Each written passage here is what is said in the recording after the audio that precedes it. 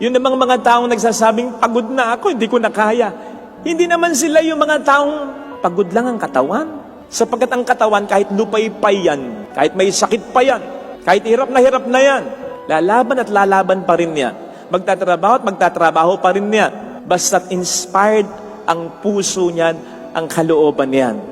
Kahit sino dito, mayroong pinagdaraanan. Yung iba sobrang mabibigat. Yung iba sobrang mabibigat na kung hindi lamang may takot sa Diyos, kung hindi lamang masamang magpakamatay, matagal nang kinitil ang kanilang sariling buhay.